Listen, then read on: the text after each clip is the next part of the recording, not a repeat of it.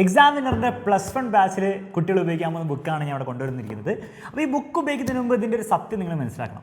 കാര്യം ഈ ബുക്ക് ഭയങ്കര അടിപൊളിയാണെങ്കിലും എന്തുകൊണ്ടാണ് അടിപൊളി എന്നുള്ള കാര്യം ഞാൻ കാണിച്ചു തരാം. ചെറിയൊരു പ്രശ്നമുണ്ട്. നിങ്ങൾ ഈ ബുക്ക് വേണ്ട രീതിയിലല്ല ഉപയോഗിക്കുന്നതെങ്കിൽ ഇതുകൊണ്ട് നിങ്ങൾക്ക് വലിയ ഗുണമൊന്നും ഉണ്ടാവില്ല. എന്നാൽ ഞാൻ ഈ വീഡിയോയിൽ ഇത് എങ്ങനെ ഉപയോഗിക്കണം എന്നുള്ള കാര്യം പറഞ്ഞുതരും. അതുപോലെയാണ് നിങ്ങൾ ഉപയോഗിക്കുന്നതെങ്കിൽ +1 നിങ്ങൾ സെറ്റാണ് മക്കളെ.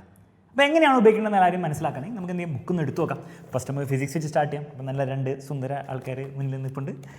നിങ്ങൾ ബുക്ക് തുറന്നാൽ നിങ്ങൾക്ക് ഫസ്റ്റ് കണ്ടൻസ് പേജ് ഉണ്ടാവും. അതിൽ ഓരോ ചാപ്റ്റർ ഏത് പേജ് നമ്പറിലാണ് കൊടുത്തിട്ടുണ്ട്.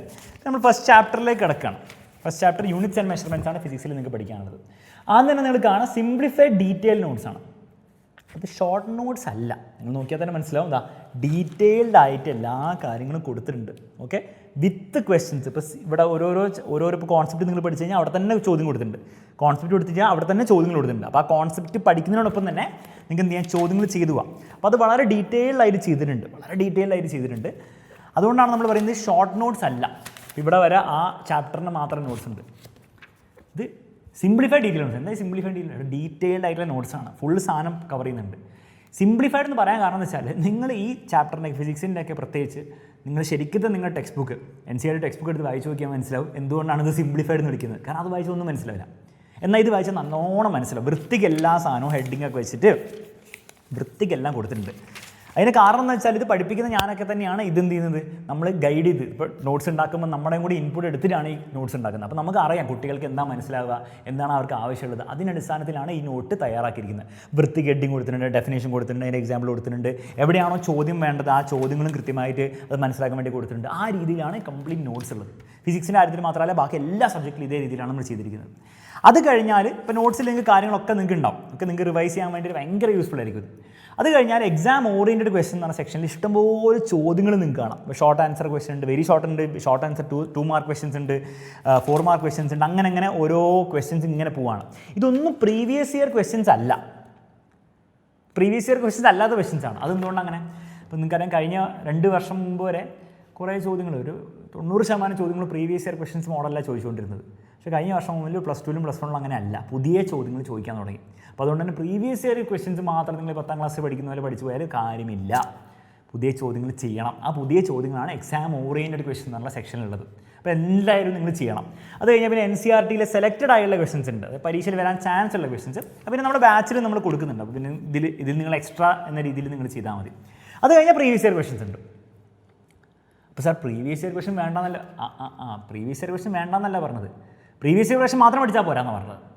എങ്ങനെ പരീക്ഷ വന്നാലും ടഫായിട്ട് വന്നാലും ഒരു 60-70% ചോദ്യങ്ങൾ പ്രീവിയസ് ഇയർ ക്വസ്റ്റൻസിൻ്റെ മോഡലിലായിരിക്കും ഉണ്ടാവും. അപ്പോൾ അതെന്തായാലും ചെയ്യണം. സാർ ഇത് നമ്മുടെ ആപ്പിൽ ജോയിൻ ചെയ്യുന്ന അഗ്നി ബാച്ചിലൊക്കെ ജോയിൻ ചെയ്യുന്ന കുട്ടികൾക്ക് ഇത് വീഡിയോ സൊല്യൂഷനായിട്ട് കിട്ടുന്നില്ലേ, പിന്നെ എന്തിനാണ് ഈ എഴുത്ത്?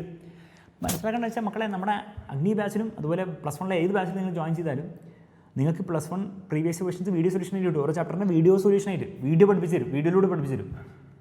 പക്ഷേ അത് നിങ്ങൾ പഠിക്കാൻ വേണ്ടിയിട്ടാണ് ഉപയോഗിക്കേണ്ടത്. ഫസ്റ്റ് ടൈമാണ് നിങ്ങളത് ഉപയോഗിക്കേണ്ടത്. പരീക്ഷയുടെ തലേന്നും പോയി ഒരു പ്രീവിയസ് ഇയർ ക്വസ്റ്റൻ്റെ വീഡിയോ സൊല്യൂഷൻ കാണാൻ നിങ്ങൾക്ക് സമയം ഉണ്ടാവോ? ഇല്ല. അപ്പോൾ അവിടെ നിങ്ങൾക്ക് റിവൈസ് ചെയ്യാൻ വേണ്ടി പെട്ടെന്ന് റിവൈസ് ചെയ്യാം, ഓരോ ചോദ്യങ്ങൾ നോക്കി ആൻസർ പഠിക്കാൻ വേണ്ടി ഇത് തന്നെ വേണം. അല്ലാണ്ട് അതിൻ്റെ വീഡിയോ സൊല്യൂഷൻ തപ്പാനുള്ള സമയം നിങ്ങൾക്ക് ഉണ്ടാവില്ല. മാത്രമല്ല അങ്ങനെ ചെയ്യാൻ ഉള്ള അവസരം ഉണ്ടാക്കുക. അതിനർത്ഥം നിങ്ങൾ നേരത്തെ പഠിച്ചില്ല എന്നല്ല അർത്ഥം. അപ്പോൾ ഫസ്റ്റ് ടൈം നിങ്ങൾ വീഡിയോ സൊല്യൂഷൻ ഒക്കെ നോക്കി അതിൻ്റെ എക്സ്പ്ലനേഷൻ ഒക്കെ മനസ്സിലാക്കി പഠിക്കണം. പിന്നീടുള്ള പ്രാവശ്യമൊക്കെ നിങ്ങൾ ക്വസ്റ്റ്യൻസ് ചെയ്യാണ് വേണ്ടത്.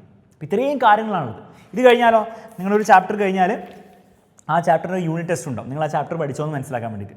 കൂടാതെ ഒരു മെമ്മറി മാപ്പും ഉണ്ട്. ആ ചാപ്റ്ററിൽ എല്ലാ കാര്യങ്ങളും, ഫിസിക്സിലേക്കാണ് കുറേ ഫോർമുല, ഈ ചാപ്റ്റർ കുറേ ഫോർമുല ഇല്ല, അടുത്ത ചാപ്റ്ററിൽ കുറേ ഫോർമുല ഉണ്ട്. ആ ഫോർമുല എല്ലാം കൂടെ കൃത്യമായിട്ടുണ്ടാവും. ഫോർമുല മാത്രമല്ല ഡെഫിനിഷൻ. അതായത് നിങ്ങൾ ഇപ്പോൾ പ്രത്യേകിച്ച് നിങ്ങളുടെ സ്കൂളിലെ ഓണപ്പരീക്ഷയ്ക്കോ യൂണിറ്റ് ടെസ്റ്റിനൊക്കെ പെട്ടെന്ന് പഠിക്കണമെങ്കിൽ നിങ്ങൾക്ക് എന്ത് ചെയ്യാം, ഈ സാധനം മാത്രം വെറുതെ നോക്കിയാൽ മതി. അപ്പോൾ ഞാൻ ജസ്റ്റ് നമ്മുടെ സെക്കൻഡ് ചാപ്റ്ററിൻ്റെ കൂടെ കാണിച്ചു തരാം. ഇതാണ് നമ്മുടെ സെക്കൻഡ് ചാപ്റ്റർ, മോഷൻ സ്ട്രേറ്റ് ലൈൻ്റെ വൃത്തി കൊടുത്തിട്ടുണ്ടാവും. അപ്പോൾ ഇതേ മോഡലിലാണ് കെമിസ്ട്രി ആയിക്കോട്ടെ എല്ലാ സബ്ജക്റ്റിൻ്റെയും. കെമിസ്ട്രീനെ എടുത്ത് കാണിച്ചു തരാം. ഫസ്റ്റ് ചാപ്റ്ററിൻ്റെ സിംപ്ലിഫൈഡുള്ള ഡീറ്റെയിൽ നോട്ട്സ് ഉണ്ട്, എല്ലാ കാര്യങ്ങളും അതിൽ കൊടുത്തിട്ടുണ്ടാവും. അപ്പോൾ ഞാൻ വെറുതെ എടുത്ത് കാണിക്കാനുള്ള എല്ലാ കാര്യങ്ങളും, നമുക്ക് ഇമ്പോർട്ടൻ്റ് ആയിട്ട് പരീക്ഷയ്ക്ക് വേണ്ടിയുള്ള എല്ലാ കാര്യങ്ങളും അതിലുണ്ടാവും. ഓക്കെ, ഇതെല്ലാം കഴിഞ്ഞ് ഇങ്ങനെ പോയി പിന്നെ എക്സാം ഓറിയൻറ്റഡ് ക്വസ്റ്റൻസ് ഉണ്ട്. ഇത് പ്രീവിയസ് ഇയർ അല്ലാത്ത ചോദ്യങ്ങളാണ്. അപ്പോൾ നിങ്ങളെല്ലാവരും ചെയ്യേണ്ട ചോദ്യങ്ങളാണ്. പിന്നെ ഇങ്ങനെ പോയി പ്രീവിയസ് ഇയർ ക്വസ്റ്റനിലെത്തും. പ്രീവിയസ് ക്വസ്റ്റനും ചെയ്യണം. ഇത് ചെയ്യാൻ തന്നെ നിങ്ങൾക്ക് സമയം ഉണ്ടാവില്ല എന്നാണ് സത്യം. ഇതിൽ കൂടുതൽ നിങ്ങൾ ചെയ്യേണ്ട ഒരു ആവശ്യമില്ല. പിന്നെ ഹോട്ട് ക്വസ്റ്റൻ എന്ന് പറഞ്ഞാൽ basically higher order thinking level questions ആണ്. കുറച്ചുകൂടി ടഫ് ചോദ്യങ്ങൾ, പരീക്ഷയ്ക്ക് ടഫായിട്ട് വരികയാണെങ്കിൽ ഈ ചോദ്യങ്ങൾ ചെയ്യുന്ന നല്ലതായിരിക്കും. പക്ഷേ ഇതൊക്കെ നിങ്ങൾ ഇപ്പോൾ ചെയ്യേണ്ട ആവശ്യമില്ല കേട്ടോ. ഇതൊക്കെ നിങ്ങൾ പരീക്ഷയുടെ പബ്ലിക് എക്സാമിൻ്റെ സമയത്തൊക്കെ ചെയ്താൽ മതി. ഇപ്പോൾ ചെയ്താൽ നമുക്ക് ഓർമ്മ ഉണ്ടാവില്ല. പിന്നെ യൂണിറ്റ് ടെസ്റ്റ് ഉണ്ടാകുന്നതായിരിക്കും. യൂണിറ്റ് ടെസ്റ്റിൻ്റെ സൊല്യൂഷൻ അവിടെ കിട്ടുമെന്ന് കൊടുത്തിട്ടുണ്ട്. കൂടാതെ മെമ്മറി മാപ്പ്, ഇത്രയും കാര്യങ്ങളായിരിക്കുന്നുണ്ട്. അപ്പോൾ ആ കെമിസ്ട്രിക്കും നിങ്ങൾക്ക് ആ കംപ്ലീറ്റ് സാധനങ്ങൾ മനസ്സിലാക്കാൻ വേണ്ടിയിട്ട് മെമ്മറി മാപ്പ് കൊടുത്തിട്ടുണ്ട്. അപ്പോൾ ഇത്രയും കാര്യങ്ങളാണ് കെമിസ്ട്രിക്കും. ഇതേപോലെ ഇംഗ്ലീഷിനും സെയിം മോഡലാണ്. ഇംഗ്ലീഷിൽ വ്യത്യാസം വരുന്ന ടെക്സ്റ്റ് ബുക്ക് ഓറിയൻറ്റഡ് ആയിരിക്കും കൂടുതലുണ്ടാവുക. നിങ്ങൾ ചാപ്റ്റർ എടുക്കുകയാണെങ്കിൽ ഫസ്റ്റ് ആ ചാപ്റ്ററിൻ്റെ ഒരു യൂണിറ്റ് നോട്ട്സ് കൊടുത്തിട്ടുണ്ട്. പിന്നെ എബ്രഹാം ലിങ്കണിൻ്റെ പറ്റിയൊരു ചെറിയൊരു ഇത് കൊടുത്തിട്ടുണ്ട്. ആ ചാപ്റ്ററിൽ മെയിൻ ക്യാരക്ടർ ആയതുകൊണ്ട് സമ്മറി കൊടുത്തിട്ടുണ്ട്. ആദ്യം ഇംഗ്ലീഷിൽ കൊടുത്തിട്ടുണ്ട്, പിന്നെ മലയാളത്തിൽ ഡീറ്റെയിൽ ആയിട്ട് കൊടുത്തിട്ടുണ്ട്. അപ്പോൾ നിങ്ങൾക്ക് ചില ചാപ്റ്ററൊക്കെ +1 എത്തുമ്പോൾ കുറച്ച് ടഫ് ആയിരിക്കും. ഇംഗ്ലീഷ് ടെക്സ്റ്റ് ബുക്ക് വായിച്ചാൽ നിങ്ങൾക്ക് മനസ്സിലാവണമെന്നില്ല. അപ്പോൾ ഈ മലയാളത്തിൻ്റെ സമ്മറി വായിച്ചാൽ നിങ്ങൾക്ക് ഒരു ഐഡിയ കിട്ടും. എന്നിട്ട് നിങ്ങൾ ടെക്സ്റ്റ് ബുക്ക് വായിച്ചാൽ ഈസിയായി മനസ്സിലാവും. പിന്നെ നിങ്ങൾക്ക് ചാപ്റ്റർ വേർഡ് മീനിങ്സ് കൊടുത്തിട്ടുണ്ട്. പിന്നെ ടെക്സ്റ്റ് ബുക്കിൽ ആക്ടിവിറ്റീസ് ആണ്. കാരണം ഈ ആക്ടിവിറ്റീസിലെ പല ചോദ്യങ്ങളാണ് ഡയറക്റ്റ്ലിയോ ഇൻഡയറക്റ്റ്ലിയോ നിങ്ങളുടെ പരീക്ഷയിൽ ചോദ്യം വരിക. അപ്പോൾ എല്ലാ ആക്ടിവിറ്റീസും വളരെ ഡീറ്റെയിൽഡ് ആൻസേഴ്സ് കൊടുത്തിട്ടുണ്ട്. അത് കഴിഞ്ഞാൽ എക്സാം ഓറിയൻറ്റഡ് ആയിട്ടുള്ള ക്വസ്റ്റൻസ് ആൻസേഴ്സും കൊടുത്തിട്ടുണ്ട്. അപ്പോൾ ഇത്രയും കാര്യങ്ങളാണുള്ളത്. പിന്നെ ഓരോ ചാപ്റ്ററും ഇതേപോലെ text book activities complete cover ചെയ്യുന്നുണ്ടോ. അപ്പോൾ ഈ ഹോംവർക്ക് ആയിട്ട് ഇടുന്ന ആക്ടിവിറ്റീസ് ഒക്കെ ആൻസർ ഇതിലുണ്ടാവും. അപ്പോൾ ഈ രീതിയിലാണ് ഇംഗ്ലീഷിലുള്ളത്. മാത്സ് ഇതേ രീതിയിൽ, മാത്സിൽ കൂടുതൽ ചോദ്യങ്ങളാണ് വേണ്ടത്. അപ്പോൾ ചോദ്യങ്ങൾ ഓറിയൻറ്റഡ് ആയിട്ടുള്ള ഇതായിരിക്കും ഉണ്ടാവുക. ബയോളജിയും ഹിന്ദിയും ഒക്കെ കമ്പ്യൂട്ടർ സയൻസും ഒക്കെ ഈ രീതിയിലാണ് ചെയ്തിരിക്കുന്നത്. അപ്പം നിങ്ങൾ മനസ്സിലാക്കേണ്ട കാര്യം, അപ്പോൾ ഇത്രയും കാര്യങ്ങൾ ബുക്കിലുണ്ട്. പക്ഷേ ഈ ബുക്ക് എങ്ങനെ ഉപയോഗിക്കണം? ഞാൻ നേരത്തെ പറഞ്ഞ പോലെ തന്നെ ഈ ബുക്ക് പഠിക്കാൻ വേണ്ടി ഉപയോഗിക്കരുത്. പഠിക്കാൻ വേണ്ടി നിങ്ങൾ എന്താ ഉപയോഗിക്കേണ്ടത്? നമ്മുടെ അഗ്നി ബാച്ചിലെ കണ്ടൻറ്റ് ഉപയോഗിക്കാം, അല്ലെങ്കിൽ പൃഥ്വി ബാച്ചിലെ അല്ലെങ്കിൽ ജെയ് ബാച്ചിലെ കണ്ടൻറ്റ് ഉപയോഗിക്കാം. അത് ലൈവ് ക്ലാസ്സിൽ വന്നിരുന്ന് പഠിക്കുക. അങ്ങനെയാണ് പഠിക്കേണ്ടത്. പിന്നെ അതിന് പറയുന്ന കാര്യങ്ങൾ ചെയ്യാം. ഇപ്പോൾ വർക്ക്ഷീറ്റ് ചെയ്യാൻ പറയും, സെലക്റ്റഡ് NCERT ക്വസ്റ്റൻ ചെയ്യാൻ പറയും, previous year questions video session നോക്കി പഠിക്കാൻ പറയും, ഒക്കെ ചെയ്യാം. എല്ലാം വൃത്തിക്ക് ചെയ്യാം. അത് കഴിഞ്ഞിട്ട് നിങ്ങൾ റിവിഷൻ ചെയ്യുന്ന സമയത്ത് വീണ്ടും പോയിട്ട് വീഡിയോ ക്ലാസ്സുകൾ കണ്ടുകൊണ്ടിരിക്കാൻ പറ്റുമോ? ഇല്ല, അതിനുള്ള സമയം ഉണ്ടാവില്ല. അപ്പോൾ നിങ്ങൾ എന്ത് ചെയ്യണം? ഈ ബുക്കിലെ കാര്യങ്ങൾ റിവൈസ് ചെയ്യേണ്ടത്. ബുക്കിലെ ഡീറ്റെയിൽ നോട്ട്സ് ഉപയോഗിച്ചിട്ടാണ് നിങ്ങൾ റിവൈസ് ചെയ്യേണ്ടത്. മാത്രമല്ല ക്വസ്റ്റൻസ് ചെയ്യേണ്ടത് എക്സാം ഓറിയൻറ്റഡ് ക്വസ്റ്റൻസിന് ബുക്കിലെടുത്ത് ചെയ്യാം. പ്രീവിയസ് ഇയർ ക്വസ്റ്റൻസ് വീണ്ടും ചെയ്യുമ്പോൾ ബുക്കിലെടുത്ത് ചെയ്യാം. അപ്പോൾ ഒരു റിവിഷൻ മോഡലിലാണ് നിങ്ങൾ ഈ ബുക്കിനെ കൂടുതൽ കാണേണ്ടത്. പഠിക്കാൻ വേണ്ടി നിങ്ങൾ ബുക്ക് ഉപയോഗിക്കരുത്. അപ്പോൾ നിങ്ങൾ 90% മുകളിൽ മാർക്കൊന്നും കിട്ടില്ല. എന്നാൽ റിവിഷൻ ചെയ്യാൻ വേണ്ടി നിങ്ങൾ ബുക്കേ ഉപയോഗിക്കാൻ പാടുള്ളൂ. എപ്പോഴും പോയിട്ട് വീഡിയോ ക്ലാസ് കണ്ടുകൊണ്ടിരിക്കാൻ പറ്റില്ല. അത് ചെയ്യരുത്. ആവശ്യമുള്ള എന്തെങ്കിലും ടോപ്പിക്കിൻ്റെ പോയി കാണാമെന്നല്ലാതെ ബാക്കിയുള്ള റിവിഷനൊക്കെ നടക്കേണ്ടത് ഈ ബുക്ക് സെറ്റിൽ നിന്നാണ്. അങ്ങനെ നിങ്ങൾ പഠിക്കുകയാണെങ്കിൽ ഞാൻ ഗ്യാരണ്ടി തരികയാണ് 90% മുകളിൽ മാർക്ക് നിങ്ങൾക്ക് +1 കിട്ടിയിരിക്കും. ഓക്കെ, അപ്പോൾ ഈ ബുക്ക് സെറ്റ് നിങ്ങൾക്ക് ഇഷ്ടപ്പെട്ടു എന്ന് വിചാരിക്കുന്നു. ഓൾറെഡി ബാച്ചിൽ ജോയിൻ ചെയ്യുന്നവർക്ക് ബുക്ക് നിങ്ങളുടെ അലോട്ട്മെൻറ്റ് കഴിയുമ്പോൾ ഐസോട് തരും. ഓക്കെ, കാരണം എന്ന് വെച്ചാൽ അലോട്ട്മെൻറ്റിൻ്റെ മുൻപ് ചിലപ്പോൾ നിങ്ങൾക്ക് എന്താണ്, നിങ്ങൾ സയൻസ് ആയിരിക്കും ഓപ്റ്റ് ചെയ്യാൻ ഉദ്ദേശിക്കുന്നത്, ചിലപ്പോൾ കൊമേഴ്സ് ആയിരിക്കും കിട്ടുക. അപ്പോൾ നിങ്ങൾക്ക് കൊമേഴ്സിൻ്റെ ബുക്ക് ആയിരിക്കും നിങ്ങൾക്ക് വേണ്ടത്. അപ്പോൾ ഇപ്പോൾ അയച്ചു കഴിഞ്ഞാൽ വലിയ കോംപ്ലിക്കേഷനാവും. അപ്പോൾ ബുക്ക് നിങ്ങൾക്ക് മെല്ലെ മെല്ലെ നിങ്ങൾക്ക് കിട്ടുന്നതായിരിക്കും. അപ്പോൾ ഈ ബുക്കിൻ്റെ പരിപാടികളൊക്കെ ഇഷ്ടപ്പെട്ടിട്ടുണ്ടെങ്കിൽ കമൻറ്റ് ബോക്സിൽ കമൻറ്റ് ചെയ്യുക. അതുപോലെ തന്നെ ഓൾറെഡി നമ്മുടെ +1 കൊമേഴ്സ് ബാച്ചിൽ കൊമേഴ്സിന് ഇതേ സെറ്റ് ആയിരിക്കും ഉണ്ടാവുക. ഈ വീഡിയോയിൽ ഞാൻ കവർ ചെയ്തില്ല. ഇതേപോലത്തെ ഒരു സെറ്റ് കൊമേഴ്സിന് കിട്ടുന്നതായിരിക്കും. അത് മറ്റൊരു വീഡിയോയിൽ നമ്മുടെ കൊമേഴ്സ് ചാനലിൽ കവർ ചെയ്യുന്നതായിരിക്കും. അപ്പോൾ നിങ്ങളത് തീർച്ചയായും കാണാം. അപ്പം എക്സാമിനറിന് ഏത് ബാച്ചിലും ജോയിൻ ചെയ്തവരാണെങ്കിൽ റെഡി ആയിരുന്നോളൂ. ബുക്ക് മാത്രമല്ല, അടിപൊളി ക്ലാസ് ആയിരിക്കും നിങ്ങൾക്ക് കിട്ടാൻ പോകുന്നത്.